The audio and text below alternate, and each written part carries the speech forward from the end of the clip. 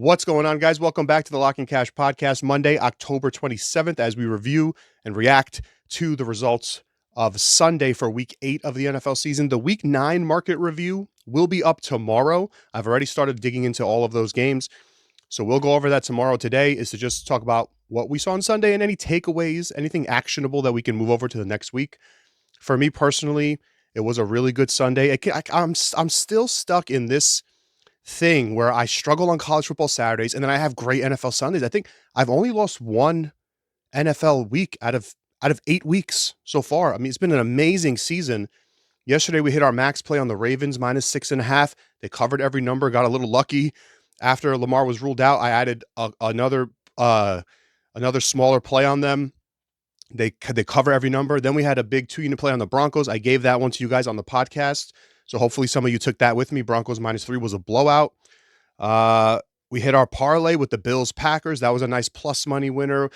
One of our teaser lost, and then our small sprinkle parlay lost. So the two smallest plays lose, which is always what you want to happen, and the big plays all won. So that's great. We do have a parlay pending tonight with the Chiefs, so we need a Chiefs straight up win tonight to finish off a great week. So I really can't complain. One of the games, though, as we start off here recapping Sunday, that I lost on, Dolphins 34, Falcons 10. I had a 2-leg teaser with the Eagles and the Falcons. Unfortunately, one of those was a breeze. The other one was not. Man, this just shows you, the market did not move at all. Penix gets ruled out.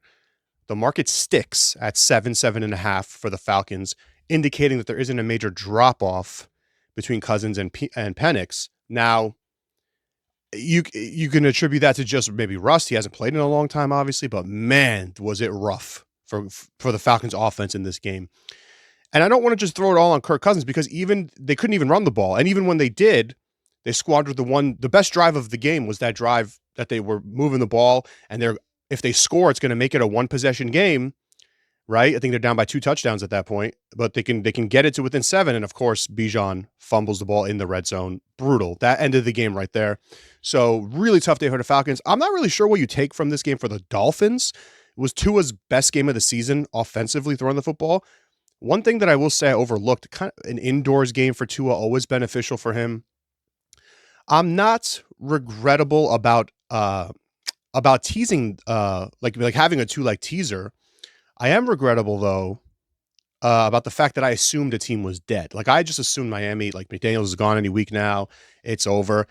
And you know what? This game was just one of those reminders. You can never assume that a professional football team is not going to try on any given day. And when you're teasing down those big favorites, probably shouldn't include an average to mid team like the Falcons. But I will say, if I knew that Penix was not going to play, if I knew that London was going to play, I would never have teased them. So kind of unfortunate there with the injury news. But you know what? You lose this one. We get a break. We got bad injury news with the Ravens. That still came through. So you take it both ways. But I'm not overreacting to this game, even though it looks ugly on paper. I'm not overreacting to either side. I just think these are 2 average teams and a high variance game played out. Bears 16, Ravens 30. I was really happy about this game. I gave out Ravens -6.5 early in the week, a 3-unit max bet. All the subs got on it. Line eventually got to 7.5. And then, of course, Lamar's ruled out. The practice report debacle where the Ravens say practice is full, but then change it to limited, then rule them out.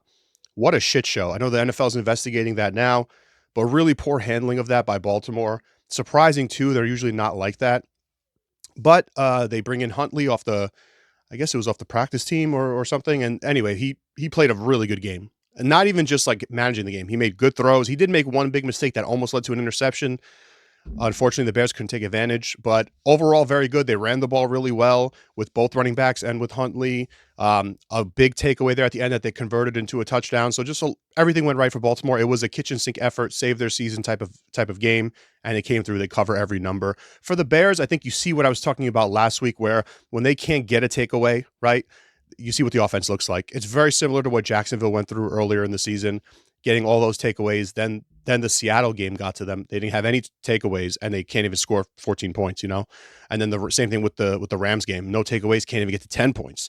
So now you see the Bears here, a game where they finally don't get a takeaway, and they can't even reach 20 points. So these teams that look like maybe the Bears are real. Ben Johnson's got it all turned around. That's why you got to dig into the stats. The turnovers were telling you the whole story there.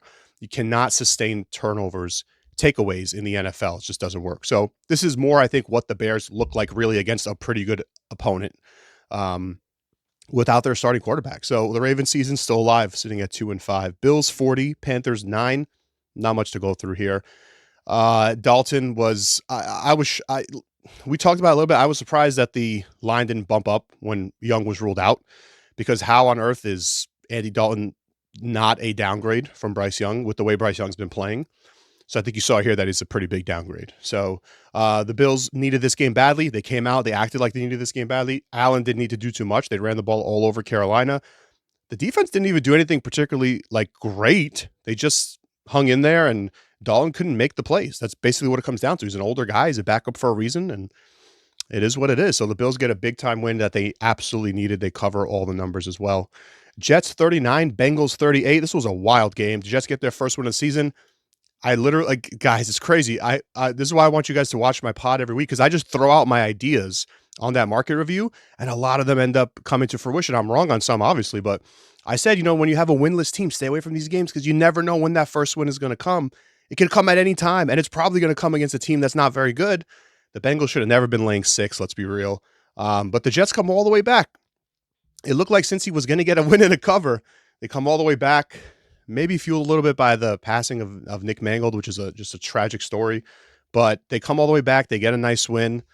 The monkey's off the back now. Who knows? Maybe they'll play a little bit better going forward, but the defense still looks pretty bad. But I think the clear takeaway here for and by the way, this was a big time blown game for the Bengals, because they could have been the Bengals right now would be sitting at 4-4. If they won this game, 4-4, tied for first place in the AFC North, because Pitt ended up losing on Sunday Night Football. The Bengals could have been tied for first place in the AFC North if they hung on to this game.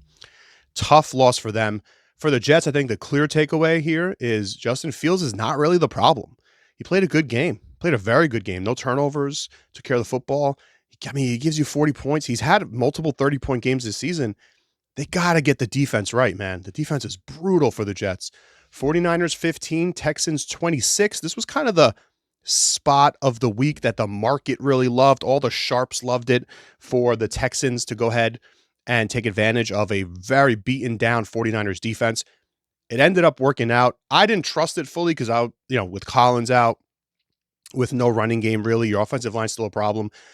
I didn't think Houston was the team to buy on in this spot, but they ended up pulling it off, and it was a small spread. All they needed to do was win.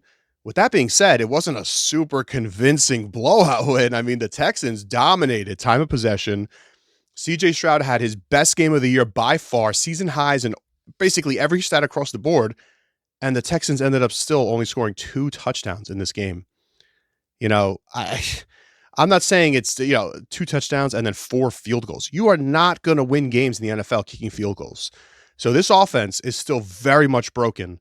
And next week, you got a much better defense coming in with the Broncos.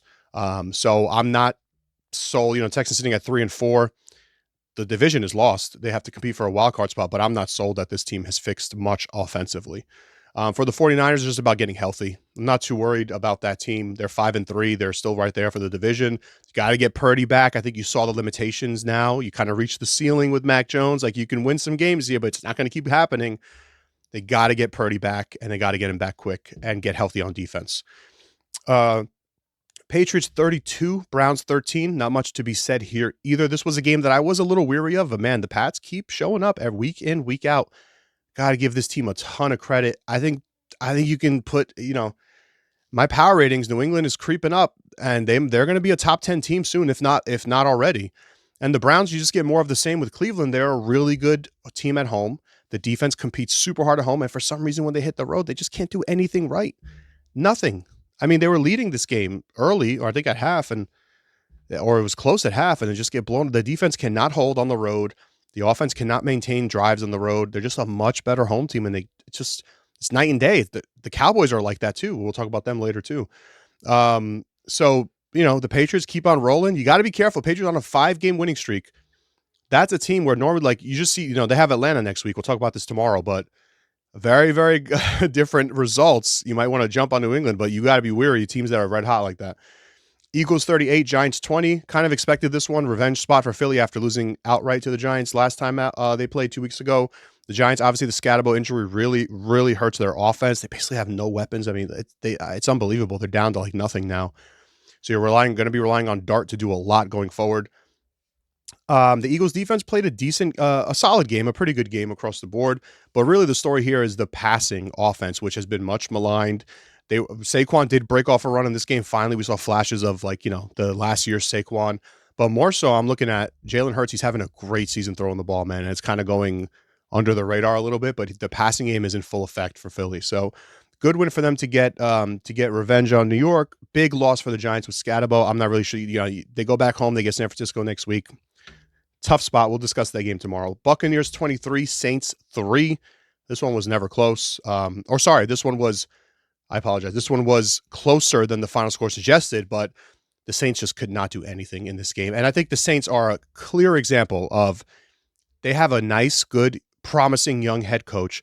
They're playing very hard for him. The effort is there, but there's just no talent on the team. And I think this is a team that should just, tank. Like you got to give Kellen Moore a real shot here. He's a good head coach. He could run a very good offense, but you got to get a quarterback in there. You got to get the right players in there. Rattler has shown promise. He's shown flashes here and there, but man, it's just at a certain point the effort hits the ceiling and then the talent starts to weigh you down, and that's I think where the Saints are at.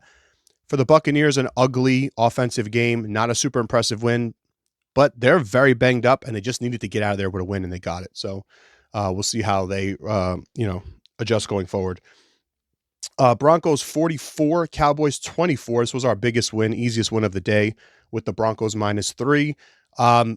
Similar theme here for the Browns with the Cowboys. I've kind of pegged this like maybe 2 weeks ago. I started to think about that comparison. Like, hey, the Cowboys, whenever they go on the road, it's much, much different. Same thing with the Browns. But everyone talks about the Browns. No one mentions the Cowboys. Just mentioned about how many points they put up at home. But whenever they go on the road, those points dip considerably. And that's what happened in this game. And with this defense, with this Cowboys defense, the Broncos offense has never looked good all season long until this game. So with how bad this Cowboy defense is, I know they're banged up, but still, you have to put up a ton of points offensively. And that's just unsustainable, especially against an elite defense like the Broncos have. The Cowboys just had no shot in this one. It was just a blowout from the beginning, and it never got close. So good offensive game for Denver. They now go to Houston next week. That'll be a much, much different challenge on the offensive side going up against that Houston secondary. So we'll see how they react. The Cowboys will head back home to take on Arizona. Just one of those spots. This was very much a spot play, a buy low, sell high type thing. And now we'll see how both teams kind of balance out. The Colts 38, the Titans 14. Guys, not much to be said here. The Titans are it's the Titans and the Jets are the two worst teams in the NFL, but there's just not much. The Colts continue to steamroll. They have the best offensive line of football, the best running game in football right now, and Daniel Jones doesn't really need to do much. We'll see him when he goes up against an elite team, but listen, you can't knock somebody for doing what they need to do. If you play a bad team, you're supposed to beat up on the bad teams, and that's what they're doing. So props to the Colts, who are now 7-1. Amazing start for them. Packers 35, Steelers 25. I was kind of happy. I was happy. I was like proud of the result of this game because all of the sharp market money and all of the Instagram and Twitter touts were all on Pittsburgh in this game. Everybody's dog of the day was Pitt +3. Tomlin as a home dog, and I just really love the Packers. So we had the Packers in a money line parlay, which finished off the night for us. And I just thought, I'm not a believer in this Pittsburgh defense. By the way, Green Bay missed 2 field goals, so they effectively dropped 40 points on this team on the road. And I think Green Bay, when fully healthy, is a top 3 team in the NFL. I mean, you're talking KC, Detroit, Green Bay, when fully healthy, when firing on all cylinders. I think you also saw the difference that Christian Watson makes getting him back on the offensive side. And the D did enough, right? They did just enough against Pitt. They held them. They got key stops. They got sacks. Parsons was affecting the game in the second half. That's what you want to see from the Packers. That's what you expected to see this season. So they look right now at pretty much full health, like this is the team that we expected coming in, right? They stumbled a little bit. They had that loss. 5-1-1, sitting atop the NFC North. You can't ask for much more from the Green Bay Packers. So that was Sunday, guys. Tomorrow, market review will be up for Week 9. I am already eyeing some games for Week 9, so probably today, Monday, I will be sending out some Week 9 picks, most likely. So if you guys are interested in any deals, just check the description down below. And as always, thanks for watching. I'll catch you guys tomorrow.